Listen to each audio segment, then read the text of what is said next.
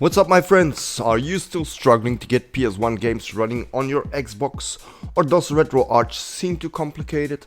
Well, you came to the right place. Today I'm gonna provide you a step-by-step tutorial on how to get Retroarch installed in retail mode, and also how to properly format your USB thumb drive, set permissions, transfer BIOS files and games, and last but not least, how to get your games running and some other important configuration settings. Time for step 1. In your Xbox home screen, press A on search and type in social. Here we'll be able to link our Discord account. If you still haven't got a Discord account, then make one. Otherwise you won't be able to install apps in retail mode. Okay, now open up your Edge browser and type in Gamer13 GitHub. Next, select the very first link that pops up. On this page, hold your right thumbstick down and select the green box with the text "Read above joining" and then press A. This page will provide you an invitation to the Xbox Simulation Hub server. Again, press A. Once in the server, read and accept all rules. Next, find the Retail Apps section and make sure there's a green light. Green light means all links and apps are available for public. Orange, only Patreon apps, which is paid. And red, not a single link will be available. With that said, press A on Retail Announcements and look for the Retroarch links. Once found, select and press A. On the next page that pops up, select Open. Now you should be able to install Retroarch. Once the application is installed, just launch the app and navigate to Online Updater and press A. In here we have to update core info files, assets, controller profiles, databases, overlays and slang shaders. Once done, press B and exit Retroarch.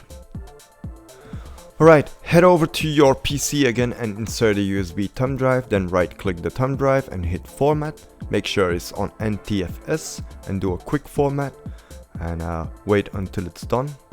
So once done, right click the USB thumb drive again and click on the Properties tab. Now click on the Security tab and then click on Advanced. So once you're here, click on Add, then select the principal and then click on Advanced, then click on Find Now, select all application packages and click OK. Next click OK, then tick the full control box and hit OK again.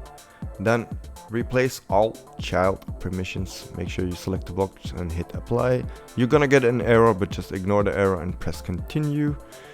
Okay, once that's done, I'm gonna show you how to transfer games and BIOS files. So these are the most important BIOS files and these are the ones you're gonna need. 5500, which is the Japanese BIOS, 5501, which is the US BIOS, and then 5502, which is the European BIOS. So now you know which BIOS files you need.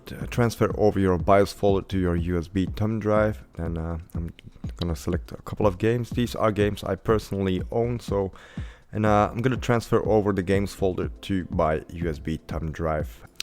Now we have all necessary BIOS files and games installed on our thumb drive. Head back to your Xbox.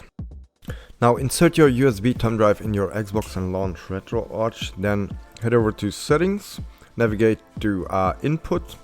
Next look for Hotkeys. So scroll down a bit until you find it. Here's Hotkeys, press A. Then make sure the menu toggle controller combo is on Start and Select. This will allow us to open up a quick menu when in game, which I will show you in a couple of seconds.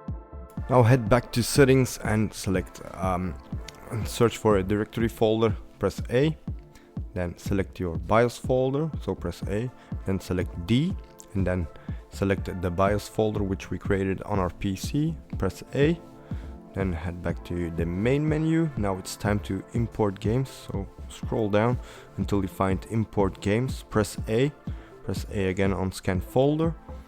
Then make sure to select the D drive and then select the games folder which we created on our PC, then press A. Now it's time to head back to the main menu, so press B a couple times until you're in main menu. Now you should end up having a playlist with a couple of games inside. So here we have Crash Bandicoot. So whenever it's the first time you fire up a game, you will have to select the core, so which I'm gonna show you. So I'm gonna use Swan Station. So press A, then press A to launch a game, and now our game should be up and running. Alright, now we're gonna do something about those ugly pixelated graphics. So press and start and select at the same time. Scroll down until you find core options and press A. Next, go to console settings. In here you can change the region settings. So press B, and the BIOS we're using right now. And in here you have the option to turn fast boot on and off. Then press B and go to enhancement setting. This one is very important. So select the GPU renderer and switch it to hardware Vulkan. Next, change the internal resolution scale to 9x, which makes the game run in 4K. Then you have an option to turn on multi-sample anti-aliasing. So, but this will affect performance, so keep in mind. Next, press B and go to display settings. In here we can change the aspect ratio, which we're gonna change to 16.9.